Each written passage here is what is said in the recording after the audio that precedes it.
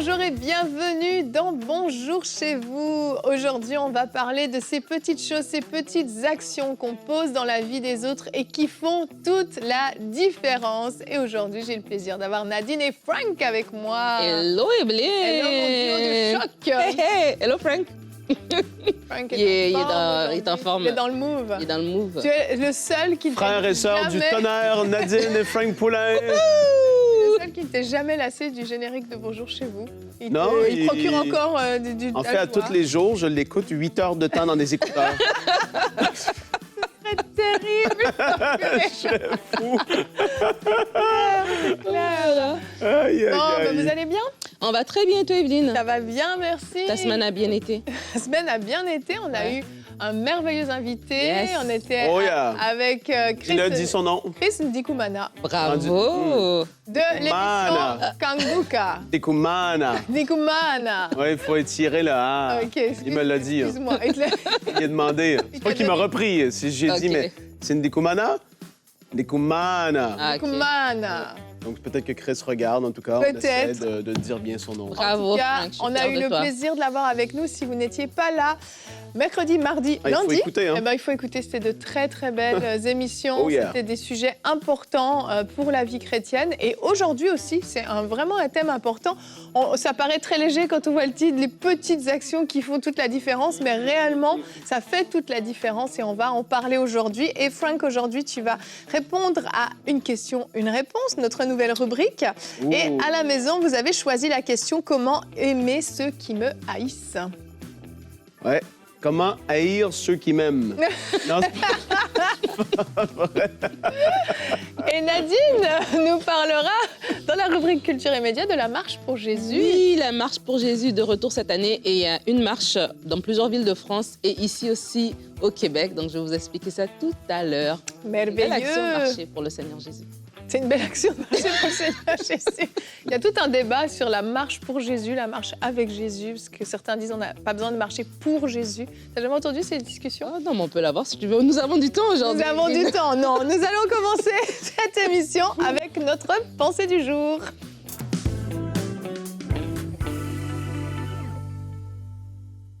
Alors, lorsqu'on parle des petites actions qui font toute la différence, Evelyne a raison de le dire que ça peut sembler léger comme thème, on dirait quelque chose qu'on sait déjà, mais en fait, c'est très profond parce que ça nous demande à nous de poser des actions et surtout, il y a un impact en fait derrière dans ces actions-là.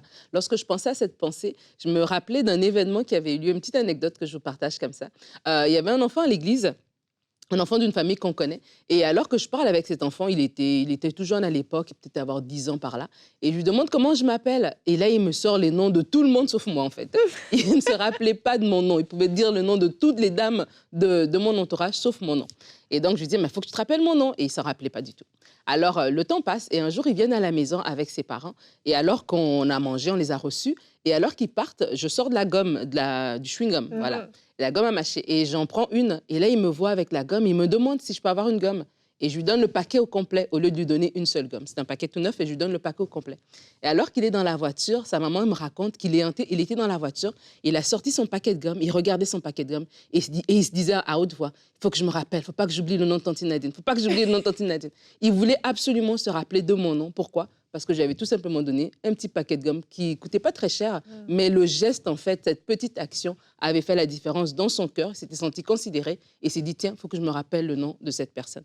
Et je veux nous encourager par là à poser des actions qui sont peut-être petites, qui nous coûtent peut-être à petite ou grande échelle, mais qui ont un impact dans la vie des gens. Dans la Bible, on a cette histoire que je voulais partager avec vous dans Luc 7, les versets 2 à 5. La Bible dit, un officier romain avait un esclave auquel il était très attaché et qui était malade, sur le point de mourir. Il entendit parler de Jésus et lui envoya quelques anciens des Juifs pour lui demander de venir guérir son esclave. Ils arrivèrent vers Jésus et le supplièrent avec instance, disant, « Il mérite que tu lui accordes cela, car il aime notre nation et c'est lui qui a fait construire notre synagogue. » Et ce petit passage m'avait marqué parce que je me suis dit, des gens qui normalement ne pouvaient pas collaborer ensemble, on a des anciens juifs, on a un officier romain, c'est deux nations normalement qui étaient en guerre, mais parce que cet officier romain posait des actions, il a dit qu'il aime notre nation, il a même bâti notre synagogue. À cause de ça, ces anciens juifs étaient allés vers Jésus et l'ont supplié avec insistance. Ils n'ont pas juste dit, hé Jésus, si tu passes par là, non, ils ont insisté. Pourquoi? Parce que cet homme-là, pas le malade, l'officier romain, avait fait des choses qui avaient marqué ce peuple-là. Et vraiment, je veux vous inviter, lorsqu'on parle de poser des actions, des fois, ce n'est pas avec des gens qui sont de notre ethnie, qui sont de notre communauté, qui sont de même de notre église. Des fois, on a des chrétiens, c'est comme pour eux, c'est leur église locale. Si tu n'es pas dans leur mouvement d'église, ça ne compte pas. Non, on doit s'ouvrir, en fait, et poser des actions. C'est peut-être avec un non-croyant, avec quelqu'un d'une autre religion, avec quelqu'un qui est d'une autre communauté, mais c'est quand même des actions qui vont faire toute la différence et faire du bien à tout le monde. Alors, de façon concrète, je vais vous partager 5 façons d'aimer en action. Et Evelyne aussi aura d'autres sûrement à nous partager pendant l'émission. La première, c'est de devenir bénévole auprès d'une association. Il y a des associations qu'on a présentées plusieurs fois, donc Culture et Médias, comme le CEL, comme différentes associations qu'on a présentées. Vous pouvez faire du bénévolat auprès d'une association. Vous pouvez partager vos compétences. Donc, ça veut dire, vous avez peut-être dans votre milieu, en tant que professionnellement, vous avez des acquis que vous pouvez partager, faire du mentorat. Il y a quelque temps, on a fait toute une série avec Jean-Claude Chipama, qui est un entrepreneur. Et dans les commentaires, plein de gens disaient, merci pour ces conseils gratuits, parce que normalement, je devrais payer pour avoir des conseils comme ça. Donc, peut-être que vous avez des acquis. Vous pouvez tout simplement transférer vos connaissances, partager votre savoir. Et ça, c'est une façon d'aimer en action. La troisième façon, distribuer des biens alimentaires. Des fois, à l'église, on fait ça à Noël, mais en dehors de Noël, les gens ont besoin de manger quand même. Donc, vraiment, de façon régulière, faire ça, des banques alimentaires et pouvoir distribuer des vivres. Quatrièmement, visiter des maisons de retraite. Les personnes âgées, des fois, sont très isolées. Elles sont seules, surtout en Occident, où on n'a pas trop la mentalité de garder son parent chez soi, ou des fois aussi avec les problèmes de santé, on ne peut pas garder le parent chez soi. Et il y a beaucoup de gens comme ça qui sont tout seuls, en fait, dans les maisons de retraite. Et c'est question de les visiter, passer du temps avec eux, parler avec eux. C'est une façon d'aimer en action. Et la cinquième façon que je peux vous partager, c'est repérer des personnes seules, que ce soit dans votre quartier, dans votre immeuble, et les aider. Les aider de façon concrète avec les courses. Ça peut être des parents solos, de dire, tiens, je peux garder tes enfants le temps que tu vas prendre une marche, un peu te détendre, aider peut-être des personnes âgées, faire du covoiturage, etc. Il y a différentes façons comme ça. Et tout ça, ça coûte. Moi-même, quand je faisais la liste, je me disais, c'est demandant quand même de faire ça, mais c'est ça, aimer en action, en fait. Jésus, la Bible nous dit que Dieu a tant aimé le monde qu'il a fait quelque chose. Il a envoyé son Fils, et ça lui a coûté. Et nous aussi, alors qu'on veut représenter le Seigneur, alors qu'on veut être comme notre Père Céleste, aimons en action. Ça va nous coûter, mais il y aura un impact derrière. Merci Nadine pour cette belle pensée inspirante. Mais oui, c'est vrai que ça coûte. Et en fait, c'est pour ça qu'on le fait si peu, d'ailleurs. C'est parce que ça coûte. Et en fait, c'est quelque chose de tout à fait biblique. On va regarder tout de suite notre verset du jour, 1 Jean 3, au verset 18. « Mes enfants, que notre amour ne se limite pas à des discours et à de belles paroles, mais qu'il se traduise par des actes accomplis dans la vérité. » Donc, ce qui est partagé aujourd'hui est tout à fait biblique. Jean tenait le même discours il y a 2000 ans. Et en fait, on voit l'importance de poser des actions concrètes. Dire à quelqu'un « je t'aime », mais ne jamais lui rendre de service, ne jamais lui offrir de cadeaux, ne jamais faire quelque chose pour lui faire plaisir, va faire que le « je t'aime » a l'air comme de s'effriter un petit peu. Tu ne sais pas est-ce qu'il est fondé ou pas. Et il y a des actions qui font vraiment, oui, toute la différence. Et parfois, je réfléchis puis je me dis, nous les chrétiens, des fois, on n'est même pas ceux qui sommes le plus enclins à aider, à rendre des services. Je connais des personnes dans mon entourage qui sont des parents, des enfants à l'école ou autres, et vraiment, je les vois, ils sont tout le temps disponibles, toujours en train de rendre des services. Puis je me dis, pourquoi nous, on a du mal avec ça? Et je me dis, c'est vrai qu'on est très impliqués dans nos églises locales. Et c'est comme si le fait qu'on serve beaucoup dans l'église locale fait que après, on n'a plus le temps, plus l'énergie. Puis d'une certaine façon, c'est comme si notre conscience nous disait, c'est bon, tu as déjà beaucoup fait. Mais aimer en action ne concerne pas juste l'Église, juste nos frères et nos sœurs. C'est le plus facile, ça, entre guillemets. Mais à un moment donné, on doit sortir des frontières de l'Église et commencer à poser des actions concrètes dans la vie de ceux qui nous entourent, au quotidien, en fait.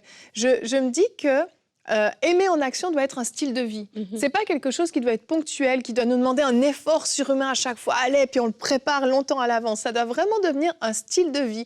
Au quotidien, le matin, vous sortez de chez vous et vous êtes prêt, en cas de besoin, à pouvoir rendre service, à pouvoir aider, à pouvoir sourire à quelqu'un. Et il y a différentes actions qu'on pourra poser. Effectivement, j'ai quelques exemples que je pourrais partager. Mais je crois vraiment que ça doit devenir quelque chose d'habituel, quelque chose qui émane de nous et qui ne nous demande plus cet effort surhumain, comme si ça nous coûtait le monde entier. Puis, OK, j'ai fait ça. Là, c'est bon, j'ai fait pour la journée, pour la semaine, je m'arrête là. Ouais, et puis par rapport au fait que c'est pas forcément, en tout cas véhiculé, c'est parce que le message en général de l'Église d'aujourd'hui, c'est des choses centrées sur nous et non pas forcément centrées sur les autres. Mais franchement, je vous le dis, et vous allez voir, et même des émissions, on en a parlé parce qu'on a fait tellement... Combien de thèmes est-ce qui ont été traités dans Bonjour chez vous, les filles? On est quoi, approche de 1500, là, je pense, hein? 1600. Ouais. Donc, après 1600 émissions, ça prend une variété de thèmes quand même. Oui, absolument. Après, on les a sentis passer. On les a sentis.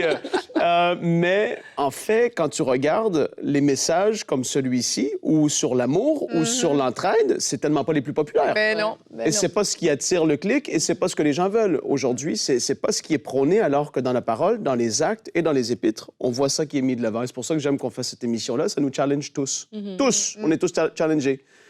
Et là, ce que tu as donné tout à l'heure, Nadine, à ce petit garçon, c'était un trésor gigantesque, un paquet entier.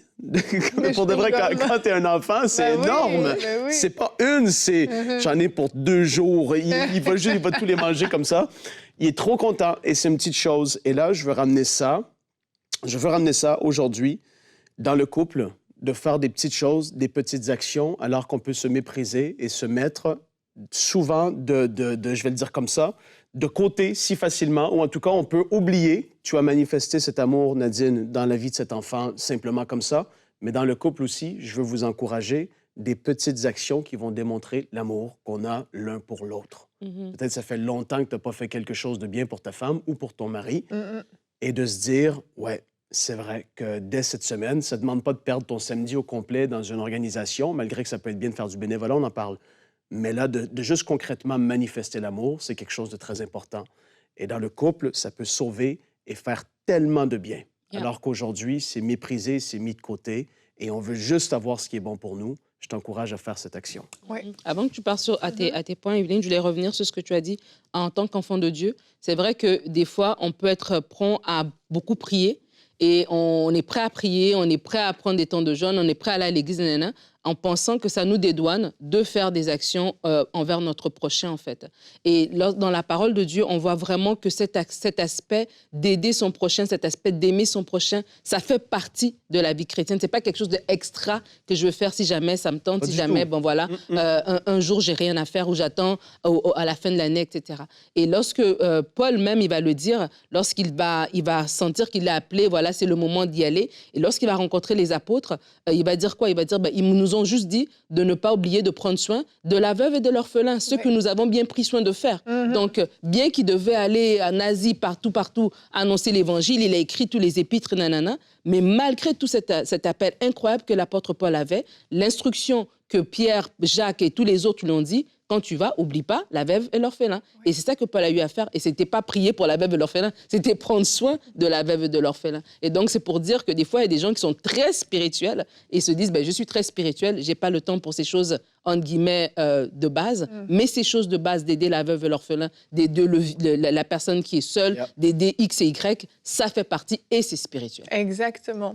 J'ai une petite anecdote qui m'a beaucoup fait rire, justement. Alors, c'est pas par rapport à la veuve et à l'orphelin, mais c'est par rapport à nos collègues de travail. Parce que parfois, c'est des gens qu'on côtoie tous les jours, pendant 8 heures par jour.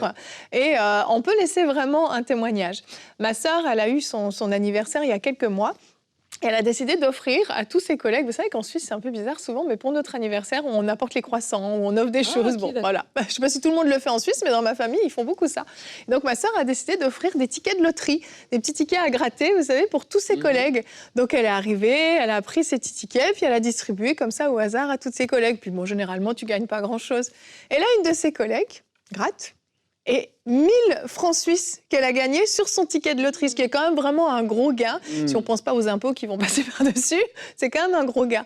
Et devinez, c'était la collègue qui avait été la moins sympa avec ma sœur. Vraiment une collègue qui l'a poussée dans ses retranchements, qui a été même des fois vraiment méchante avec elle. Eh bien, c'est elle qui a gagné le plus gros gain. Et ma sœur me racontait ça et j'ai ri, j'ai dit vraiment le Seigneur a de l'humour en fait. Parce que d'une certaine façon, eh bien, la personne qui va se sentir le plus aimée par ce geste que ma sœur a posé, c'est celle qui le méritait le moins. Mais en fait, ça a posé toute la différence. Et puis cette collègue, du coup, c'est adouci. C'est adouci, forcément, tu as quand même gagné 1000 francs. 1000 francs suisses, c'est pas rien quand même. Et en fait, ça a fait toute la différence. Et j'aimerais vraiment vous encourager à faire la différence dans votre voisinage. Est-ce que quand vous croisez vos voisins, vous leur dites juste un bonjour, ou vous arrêtez, vous les regardez dans les yeux, vous leur souriez, vous leur demandez ça va bien aujourd'hui, comment ça va? Vous leur parlez, je sais pas, de leur maison, de leur gazon, peu importe. Est-ce que vos enfants vont bien? Est-ce que, oui, votre conjoint, votre épouse se sent aimé par des actions concrètes? Est-ce que vous prenez le temps avec vos enfants d'avoir du temps de qualité, vraiment passer ces moments où vous allez faire ce que eux aiment, pas ce que vous aimez, mais ce que eux aiment, pour que eux se sentent aimés? Est-ce qu'à la caisse, au magasin, vous laissez parfois passer une personne avant vous simplement parce que elle a l'air plus pressée que vous, ou vous avez simplement à cœur de le faire? Est-ce que la caissière au magasin, elle a l'occasion de voir votre sourire et vous la regardez dans les yeux quand vous lui dites bonjour? Ce sont ces petites actions qui coûtent pas grand-chose parfois qui vont faire toute la différence, et vous avez vraiment l'opportunité de dire à quelqu'un finalement qu'il est important, qu'il est précieux, qu'il a de la valeur, juste avec un mot, une action, un service rendu qui va faire finalement toute la différence. Et on va voir maintenant qu'il y a des personnes qui sont plus difficiles à aimer, ces personnes qui généralement ne nous aiment pas beaucoup, et spontanément on n'aurait pas envie de les aimer. Donc c'est la question que vous avez choisie dans notre rubrique Une question, une réponse. Je vous le rappelle, on vous donne un choix de questions sur YouTube et vous allez voter. Alors comment aimer ceux qui nous haïssent?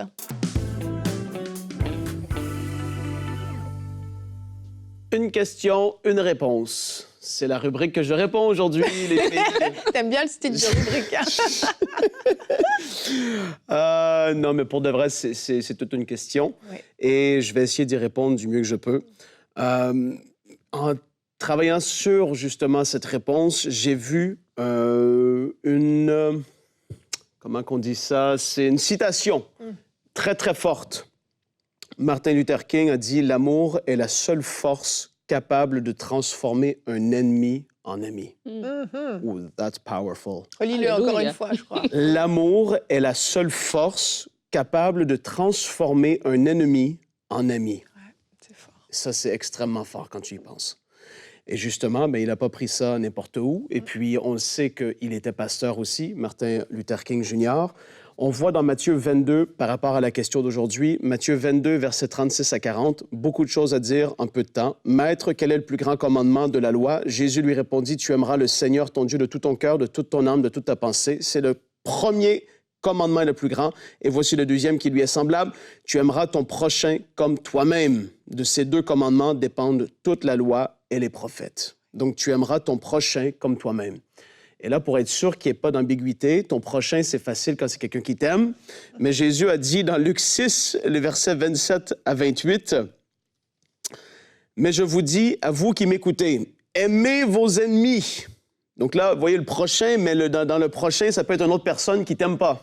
« Aimez vos ennemis et faites du bien à ceux qui vous haïssent. Bénissez ceux qui vous maudissent. Priez pour ceux qui vous maltraitent. » C'est énorme. Et là, Matthieu 5, le verset 43-48, on peut revoir ce même passage où Jésus parle justement d'aimer nos ennemis. Dans la version Sommaire, je vous encourage d'aller la lire. Je n'ai pas le temps aujourd'hui, mais Matthieu 5, verset 43-48, version Sommaire. Donc, Dieu nous demande de faire comme que lui a fait. Et c'est ça. Et là, on parle d'aimer nos ennemis. Comment est-ce que je peux aimer quelqu'un qui m'haït? Quelqu'un qui m'a peut-être même fait du mal, du tort, etc. Il y a différents niveaux dans cette question-là. Il y a des personnes qui ont vécu des choses vraiment impensables, j'ai envie de dire. Il y en a d'autres que c'est des gens au travail qui sont un peu plus durs avec, etc. Donc, on comprend qu'il y a différents niveaux là-dedans. Mais aujourd'hui, en tout cas, la parole de Dieu s'adresse à tout le monde. Et c'est ça qui est extraordinaire. Et donc, Dieu nous demande de faire comme lui a fait. En effet, Jean 3,16, « Car Dieu a tant aimé le monde. » Il n'aimait pas ce que le monde faisait, mais il a aimé le monde. qu'il a donné son Fils unique, afin que quiconque croit en lui ne périsse pas, mais qu'il ait la vie éternelle. On ne méritait pas son amour, mais il nous a aimés. On ne méritait, chacun de nous, on a tous fait quelque chose qui a déplu à Dieu. On ne méritait pas naturellement son amour, mais il nous a aimés le premier. C'est énorme. Pense à Jésus, parce qu'il nous a tant aimés qu'il nous attend les bras ouverts pour pardonner. C'est quelque chose qui, ça peut troubler le cœur le plus endurci, de te dire, Jésus est là, et il t'a tellement aimé, il t'attend les bras ouverts, malgré comment tu as pu te moquer de lui, blasphémer, tu as pu faire tellement de choses. Il est là et il dit, viens à moi, je t'attends, je veux faire quelque chose dans ta vie, peu importe ce que tu as fait, je veux que tu saches que je t'aime et je veux t'amener à quelque part d'autre dans ta vie, je veux faire un œuvre. Tu te dis, mais comment est-ce que...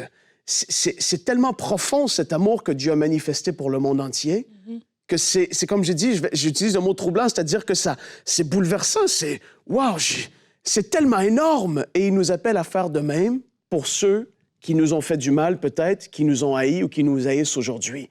On est appelé à agir comme lui a fait. Donc dans la vie concrètement, comment est-ce que ça veut dire qu'on accepte tout, qu'on cautionne tout, qu'on ne dit rien même lorsque le mal t'est fait? Non, ça ne veut pas dire ça. Aimer, ça ne veut pas dire tout est correct et on accepte tout. Ça ne veut pas dire ça. Mais c'est-à-dire qu'on va aller au-delà de cette chose qui est faite, on va choisir d'aimer. Et donc là, sachant que la haine qu'on peut manifester vis-à-vis d'une personne va produire de la haine chez ça. Tu voyez ce que je veux dire? La colère. Quelqu'un t'haït, il t'haït, et toi, tu es là et tu l'haïs en retour. Ben, ça va juste faire une explosion tôt ou tard. Alors que quelqu'un t'haït et toi, tu es là et tu dis, tu choisis de regarder, d'aller passer ça et tu dis non, je ne vais pas entrer dans ce jeu-là. Ça désarme, en fait. C'est comme...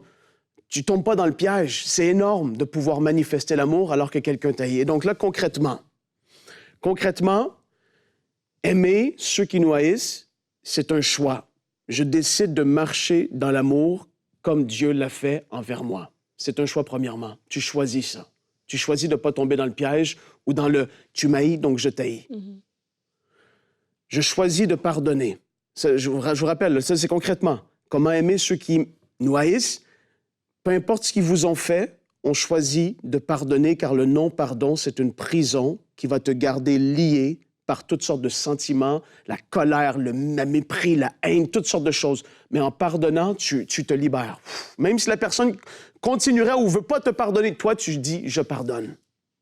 Choisir d'obéir, tout simplement, c'est ce que Jésus demande. Je choisis d'obéir à ce que Jésus m'a demandé, même si ce n'est pas facile. Je sais, dans des cas, ce n'est pas facile, je le sais. Prier dans ce sens que le Seigneur t'aide. C'est aussi faire la différence entre l'action qui t'est faite et la personne qui le fait.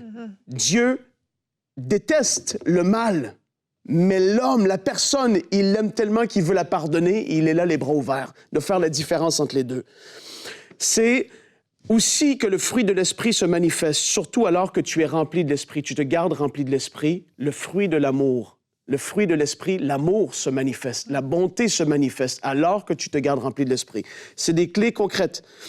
Trouve chez cette personne quelque chose de bon et commence à méditer par rapport à cette chose. Après, c'est décider d'être le plus grand, le plus mature dans la situation. Et c'est comprendre la puissance de l'amour manifesté. C'est la marque du vrai disciple. Je termine avec ce passage, Jean 13, 35. « Je vous donne un commandement nouveau. Aimez-vous les uns les autres. Oui, comme je vous ai aimé, aimez-vous les uns les autres. À ceci, tous reconnaîtront que vous êtes mes disciples à l'amour que vous aurez les uns pour les autres. » Vous savez, ça serait facile de juste dire « aimer ceux qui nous haïssent ». C'est quelque chose de surnaturel seulement. C'est juste par l'amour de Dieu qui est déversé en nous. L'amour de Dieu est déversé en nous, c'est vrai à 100%. Mais quand Jésus parlait à ses foules et qu'il prêchait d'aimer nos ennemis, c'était des gens qui n'étaient pas nés de nouveau. Et donc, il y a cette capacité en faisant les bons choix, en prenant ces décisions. Et en plus, aujourd'hui, on a l'Esprit de Dieu en nous qui nous donne cette capacité de manifester l'amour dans une autre dimension. On se dit, waouh! Dieu, je me rappelle, tu m'as tellement aimé. Tu m'as aimé malgré ce que j'avais fait. Je choisis de marcher comme le Maître. Je choisis d'être quelqu'un de mature, de grandir dans cela, etc., de pardonner demain. Tout ça va faire qu'on va pouvoir, mais je rappelle, c'est un choix aussi. Et aujourd'hui, tu peux prendre cette décision de dire, je vais aimer ceux qui me haïssent. Ça semble dur, c'est de la folie aux yeux du monde, mais pour Dieu, c'est quelque chose de très spectaculaire. Oui. On cherche le surnaturel, on cherche les prophéties, on cherche les miracles. Mais d'aimer quelqu'un qui t'haït, aux yeux de Dieu, c'est très spectaculaire, c'est très fort. Et alors aujourd'hui, Père, je prie que ceux qui regardent cette émission, qui ont des difficultés, je prie que tu puisses les toucher, que tu puisses manifester, que l'amour en eux puisse se manifester envers ces personnes qui leur font du mal. Père, tu ne dis pas de cautionner ces choses, mais tu dis de marcher dans l'amour, de ne pas être pris dans le non-pardon. Oh Père, c'est tellement extraordinaire de pouvoir marcher dans cette dimension d'hommes et de femmes matures en esprit, qui choisissent de marcher dans l'amour, alors que le monde fait le contraire, mais complètement. Tu nous appelles à être matures. Seigneur, merci pour cette grâce et cette capacité que tu donnes à quelqu'un aujourd'hui, dans le nom de Jésus. Merci, Seigneur. Amen, amen. Merci beaucoup, Frank. Et on va continuer cette émission. On va parler maintenant de la marche pour Jésus dans la rubrique Culture et Médias.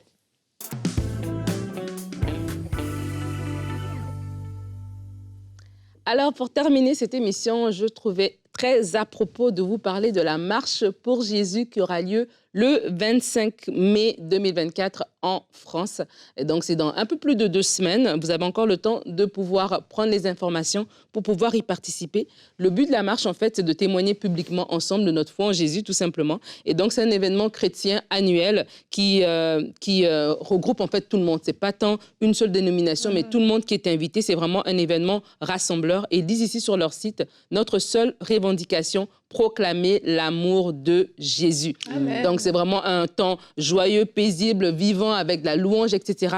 Les gens marchent ensemble. Et je voulais quand même vous partager une information que j'ai trouvée intéressante sur leur site. Ils racontent comment ça a commencé. C'était en 1987 qu'à Londres, c'était le premier rassemblement de 15 000 personnes. L'année d'après, c'était 55 000 personnes.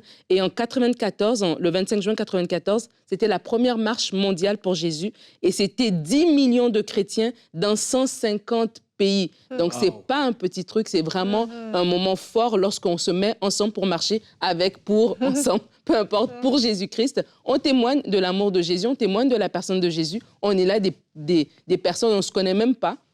Mais on a le même Père Céleste et on marche ensemble comme ça. C'est vraiment un très, très bel événement que je vous encourage à participer. Je me rappelle y avoir participé quand j'étais ado avec l'équipe d'Avec la Jeunesse. On allait à la marche pour Jésus comme ça. C'est super intéressant. Et donc, ici en France, vous êtes en France, nous aussi, on est au Québec. La première marche a eu lieu en 91. Et aujourd'hui, donc cette année-ci, c'est le 25 mai. Et les villes qui participent cette année sont Strasbourg, Nantes, Lille, Paris et Metz. Vous pouvez aller sur leur site marchepourjésusfrance.fr pour avoir toutes les informations, donc le lieu de rencontre, l'heure pour le top départ, etc., pour pouvoir participer à cette marche-là. Et ce que j'ai trouvé aussi intéressant, c'était que sur leur site, on peut s'inscrire. Donc peut-être pour les années prochaines, si votre ville n'est pas là et vous dites, mais nous aussi, on peut faire une marche pour Jésus, il y a aussi de l'information comment faire pour que votre ville puisse participer aux prochaines marches.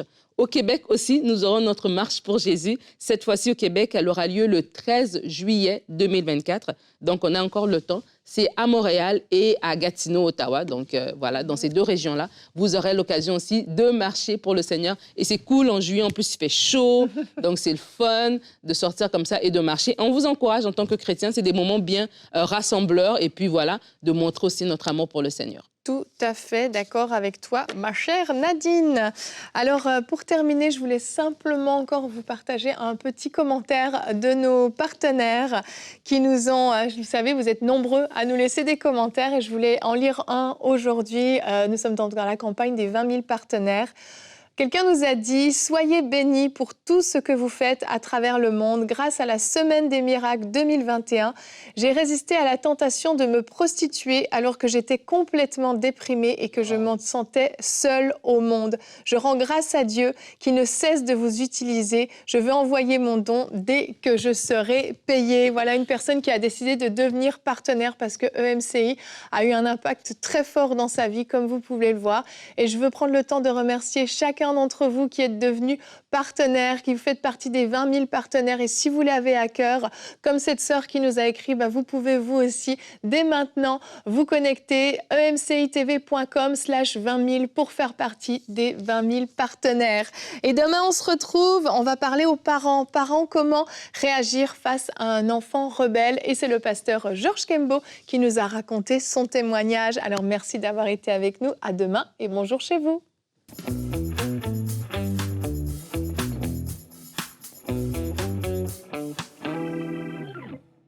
Quand j'imagine la révolution dans notre vie de méditation que ma Bible va apporter, je suis vraiment dans la joie et dans l'expectative. Réalisez-vous qu'on va pouvoir ouvrir notre Bible et s'il y a des choses qu'on ne comprend pas, on aura accès à un pasteur qui est là pour nous l'expliquer. Vous savez, c'est pas à n'importe quel moment du jour ou de la nuit qu'on peut avoir accès à un pasteur qui nous explique clairement les choses qu'on n'a pas hyper bien compris dans la parole. Et là, ce sera possible grâce à ma Bible. Alors, je vous encourage, vous aussi, à devenir des partenaires mensuels pour aider tellement de gens dans leur compréhension de la parole de Dieu à travers l'application Ma Bible. Merci à tous nos partenaires. Soyez bénis. Dès maintenant, faites partie des 20 000 partenaires mensuels qui porteront la vision d'EMCI et qui l'amèneront encore plus loin. Pour faire votre don, rendez-vous sur emcitv.com/20 000.